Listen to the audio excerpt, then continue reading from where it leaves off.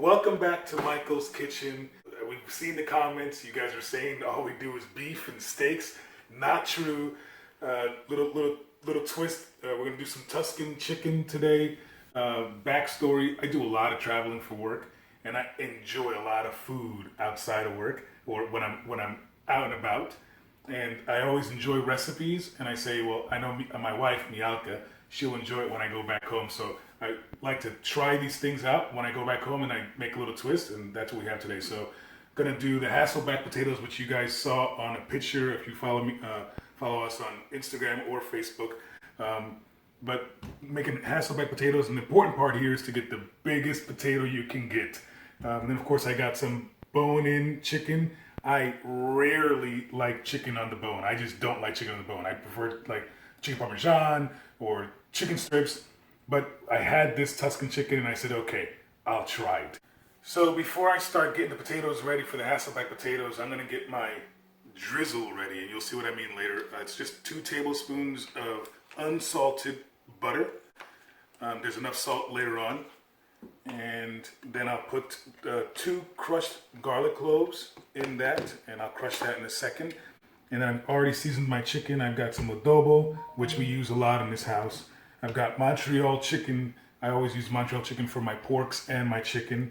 I've got garlic powder, paprika, and black pepper. And the way I'm doing this is different. I'm doing the salt on the top, so salt, Montreal chicken, garlic powder and on the top. Then I flipped over and I did paprika on the bottom, adobo on the bottom, black pepper on the bottom, because I want the skin to get crispier. So for the Hasselback potatoes, you're gonna get your potato, and yes, you can use chopstick or you can use wooden spoons. And the goal is to not go all the way down, and you want to slice about 1/4 of an inch slices. And again, not go all the way through the potato.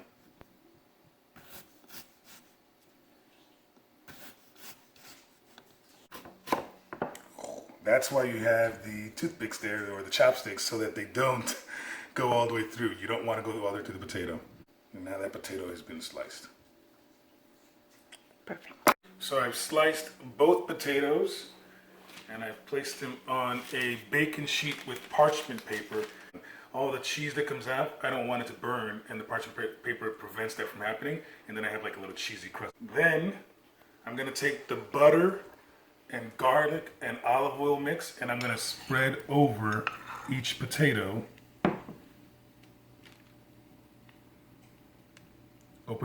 Being sure to open up the slices and getting all the seasoning inside. You saw me just now buttering and basting the potatoes with the garlic, olive oil, and butter mix. And I'm gonna take a little bit of the Italian herbs grinder and grind on top across all the potatoes. And then I will use some sea salt and do a pinch of salt on each potato. Obviously potatoes love salt. And that's why I told you I use the unsalted butter, because I know it's gonna salt the potato anyways. I'm going to now take the sliced potatoes and I'm gonna put them in a 425-degree oven for total time 45 minutes, but first 30 minutes. So just finished chopping up the onions, and I'm gonna chop up about a handful of baby bella mushrooms. And for the record, I love mushrooms. I love mushrooms. The whole house hates mushrooms. So I chop them up and trick them, and they don't know they're in there. They know they're in there, but they don't find them, and they can't cook them out. So that's my little trick. But they love mushrooms. No te apures que yo lo encuentro, and I'm going to take all of them out. I'm fresh Parmesan cheese, and I'm just grating about 2 cups, maybe a cup and a half. So the potatoes have been in there for 30 minutes at 425 degrees. I'm going to take them out, and I'm going to rebaste them and put them in for 15 minutes. So put them down, grab my utensils, and start basting one more time with the same concoction that I did earlier. After basting, I'm gonna put it back in the oven for the final 15-20 minutes, and then we'll go from there. I'll flip the potatoes, so the one that was in the back will go to the front and vice versa. Anyways, important things. Got the chicken out. Do not put cold chicken from the refrigerator into this pan. The pan is set to low, medium heat. In other words, in between the low and the medium, that's where you want it. That's where you want the pan. Cleaned hands. I just washed my hands. Then you're going to put the chicken in skin side down. It's gonna go for 13 to 15 minutes. Again, we're just trying to cook it through. If I want it high and go in the oven, I'm just going low for 15, 13 minutes, and then I'll come back and flip. Now I'm gonna flip, and yes, it's gonna be significantly more color, but the goal here is to get the skin as crispy as I possibly can. And the oven's going off. Couldn't have timed it any better. Oh, that looks so good. So this will go for another 15 more minutes. So my 45 minutes are up. I'm going to take the potatoes out of the oven, and they have perfect coloring. Remember, it was 425 degrees. I'm going to top them with a combination of Colby Jack cheese, mozzarella cheese, and Parmesan cheese. Those cheeses. We love cheese, we love garlic. Certain things just go perfect with potatoes. And cheese, there's 3 of them. So there's some Colby Jack, mozzarella, and then finish it off with a little bit of Parmesan just for some saltiness love. And then back in the oven for about, 10 minutes until it gets coloring. This time I'll put it in so they're even, not one in the front, one in the back. So my 10 minutes have passed. I'm gonna take out my cheesy top potatoes with all that cheese. Again, the purpose of the parchment paper is to capture all that cheese. And I can literally scoop it on top. And in a few minutes, you'll see how I finish the potato. So I'm gonna go ahead and take the chicken's been in here for 14, 15 minutes, I think. I'm gonna take this out. You see the color on there. They're cooked. They're good to go. It's been in here for about 26, 27 minutes. I'm gonna take the chicken out and rest this side. And in the same pot, in the same skillet, I'm going to put my ingredients for what makes this a Tuscan chicken. So in here, again, same temperature, I'm going to go ahead and put in the mushrooms first. Mushrooms go in the same grease that was left in from the chicken skin and the oil that I started the pan off with. And I'm going to put that in here and render out all these mushrooms. I've sauteed the mushrooms, rendered them down some. I'm going to add the half of onion that I've already pre-chopped. And then I'm going to also add about 3 or 4 cloves of crushed garlic out of my press. And get that all combined in there and saute that for a few minutes. Put the cold onions in the hot pan. You'll be able to get all the seasoning from the chicken that's in there and scrape it up. So right now, the pan is clean. There's nothing sticking to the bottom because I've scraped it up with my wooden spoon. And it's all combined with the mushrooms, the onions, and the garlic. I'm going to put a couple of handfuls of spinach, maybe 1 or 2, maybe 1 depending on how much you want. But I'll put 1 in there and wilt it down. Again, I just want to wilt it down. I think 1 may be enough. I'll do 1.5. I just want to wilt this down and then join me for the next step. Just wilt down the spinach. I got the spinach wilted.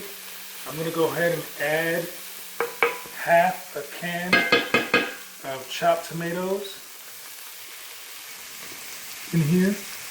I wish there was smell-o-vision because it smells phenomenal. Now I'm going to add about a half a cup of heavy cream, and then I'm going to add another half a cup of half and half, which of course I'm going to set myself up for failure since it's not already opened.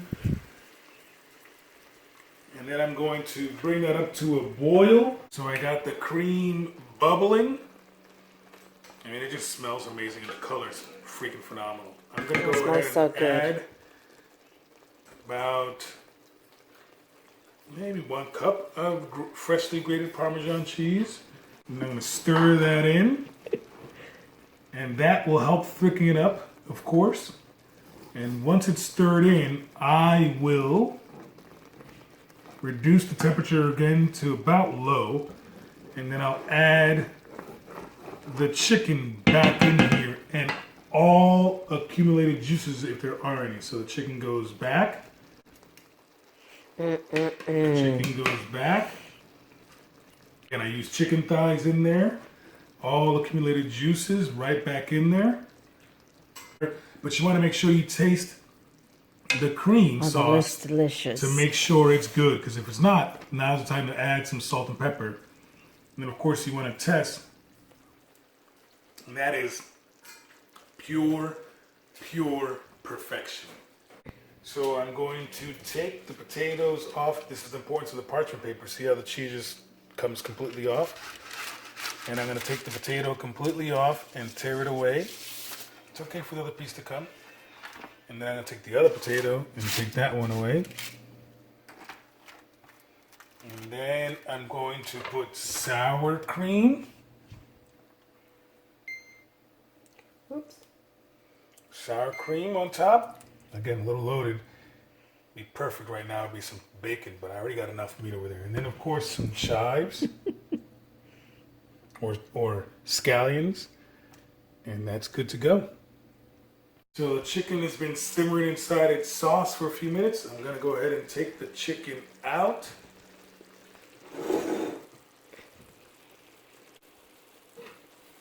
And then I will go ahead and pour the rest of the sauce on top. And this is cast iron. Don't forget to wear your gloves. And this is the creamy Tuscan chicken. It looks delicious. And there you have it. And really quick, so you can see the fruits of our labor. I've got the Hasselback potato, one loaded with sour cream and onions, and the Tuscan chicken, bone-in chicken thighs ready to go. Again, thank you for joining us. Don't forget to like, comment if you want to see us make something, or if you have any questions about where I saw this or where I had this. And subscribe, because we're here for you. We're doing this just for you guys. Thank you for joining. And again, note to self, don't start drinking until after you serve the food. Thank you, Avi.